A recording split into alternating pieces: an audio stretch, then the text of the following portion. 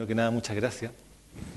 Es sobre una pregunta que ha perseguido a las sociedades occidentales, por lo menos desde la Revolución Industrial, y es la pregunta sobre qué es y cómo desplegar la democracia en sociedades que empiezan a depender crecientemente de sistemas técnicos, de sistemas tecnológicos cada vez más complejos, cada vez más ubicuos y cada vez más, por lo tanto, cada vez más alejados de la vida cotidiana de los vecinos de a pie. En otras palabras, lo que quiero hablar hoy día es sobre qué es la política, en definitiva, en sociedades tecnologizadas.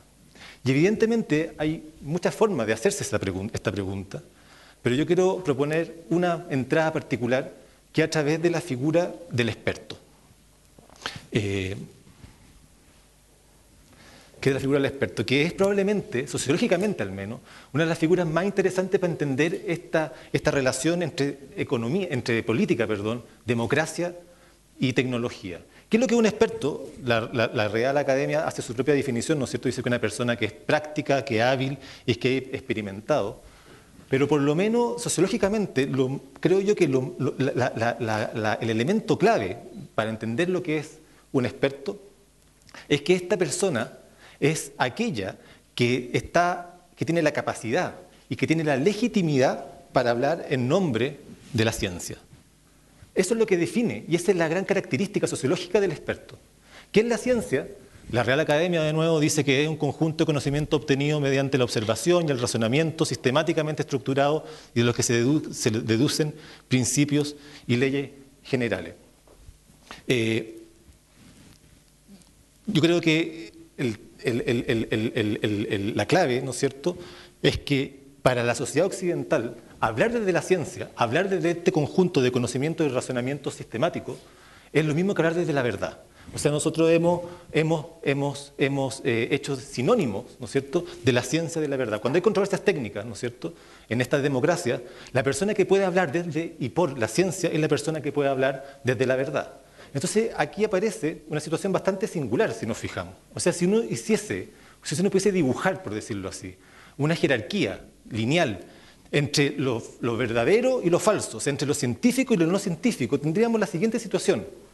Tenemos que en un extremo tenemos a unos pocos expertos, ¿no es cierto?, que pueden acercarse a la verdad, que pueden hablar de la verdad. ¿Por qué? Porque tienen conocimiento científico, ¿no es cierto? Ellos pueden dirimir controversias, ¿no es cierto?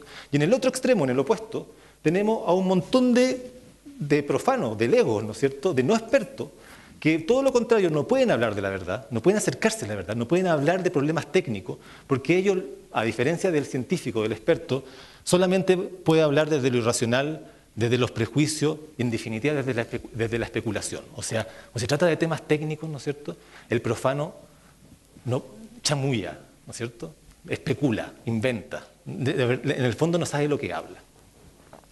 Nada malo con esto, salvo que lo que ha demostrado la evidencia, ya muy categóricamente, es que no basta con que uno movilice, ¿no es cierto?, argumentos, conocimiento y razonamiento sistemático para que la ciencia te invite a su casa, digamos, para que te abra las puertas y te invite. Porque si fuese de ese modo, ¿no es cierto?, ni la agricultura orgánica, ni la homeopatía, ni el cambio climático, ¿no es cierto?, hubiesen sido ninguneados, hubiesen sido atacados, ¿no es cierto?, por la ciencia, por la misma ciencia que hoy la reconoce, la celebra y la investiga y le abre las puertas de la ciencia. O sea, lo que quiero decir, y esto es la clave, yo creo, es que la diferencia entre la ciencia y la no ciencia, la diferencia por lo tanto, entre lo verdadero y lo falso se traza, se dibuja, se demarca. No tenemos ningún referente externo, no podemos echar mano a una tabla revelada, no podemos echar mano a una ley natural para dirimir, para definir qué es lo que es ciencia de lo que no es ciencia. Lo que sí hacemos, ¿no es cierto?, y lo hacemos todos los días, ¿no es cierto?, nosotros, los humanos aquí, es trazar, es dibujar una diferencia, que es porosa, como lo vimos, por ejemplo, con la homeopatía, que es flexible.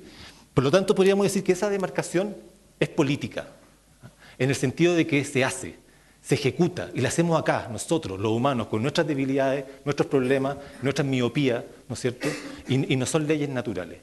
Entonces, si aceptamos esto, si aceptamos que la diferencia entre la verdad científica y la no verdad y la falsedad científica, entre lo verdadero y lo falso, entre lo profano y lo experto, se hace, se dibuja, tendríamos que volver a la pregunta original, ¿no es cierto? ¿Quién es el experto? ¿Qué hace un experto un experto? ¿No es cierto? Entonces, de lo que yo quiero hablar hoy día, ¿a qué voy con todo esto? Es que las tecnologías, yo creo que uno podría decir que las tecnologías nos ayudan a redibujar la demarcación entre experto y no experto. Y por lo tanto, creo yo, nos ayudan a mejorar la democracia. Y ojo, que esta idea de que las tecnologías pueden ayudar a la democracia no es obvia. Por el contrario, por ejemplo, este caballero, John Dewey, pensaba todo lo contrario. Pensaba que las tecnologías lo que hacían era mataban la democracia. ¿Por qué? Porque para Dewey, ¿no es cierto?, la esencia, el corazón de la democracia no eran las votaciones, ni las instituciones, ni las leyes, sino que era esa efervescencia práctica, situada, relacional, que se generaba cuando individuos colaboraban, que se generaba en la acción colectiva. Y para Dewey, evidentemente, la tecnología lo que hacía era sofocaba eso, aplacaba la acción colectiva. ¿Y por qué? Evidentemente, porque John Dewey estaba pensando en los medios masivos, no estaba pensando en los nuevos medios interactivos, ¿no es cierto? Que podríamos nosotros argumentar que precisamente lo que hacen los medios interactivos hoy es propulsar y es multiplicar la interacción. Pero para alejarme un poco de tanto gurú, ¿no es cierto?, del management que habla de nuevas tecnologías, yo prefiero, en vez de hablar de nuevas tecnologías, incluso me atrevería a que prefiero hablar de ecologías de espacios de exploración colaborativa. ¿Por qué esta palabra tan rara? Porque esta figura me permite varias cosas. Primero, me permite pensar las tecnologías como elementos que se ensamblan en red heterogénea. O sea, me permite pensar que las tecnologías no trabajan solas, trabajan siempre en red. Su rendimiento siempre lo obtienen porque son partes de redes donde también operan otras tecnologías, instituciones, personajes, carisma, ideología, etcétera. También me permite pensar, ¿no es cierto?, que lo que hacen estos espacios no es llegar a una meta, sino que definir cuál es la meta. O sea, no trabajan contra la incertidumbre, sino que trabajan con ella. Creo que eso es extremadamente importante. Y tercero, ¿no es cierto?, permiten pensar que lo que hacen estas nuevas tecnologías, estos nuevos espacios que se abren gracias a las tecnologías interactivas, es producir muchos de estos espacios, y no solamente uno como muchas veces se piensa. Entonces, yo lo que quiero hacer es solamente, muy brevemente, es contarle de 3 de estos espacios de exploración colaborativa en base a lo que yo creo que es relevante con lo que pasó en el terremoto.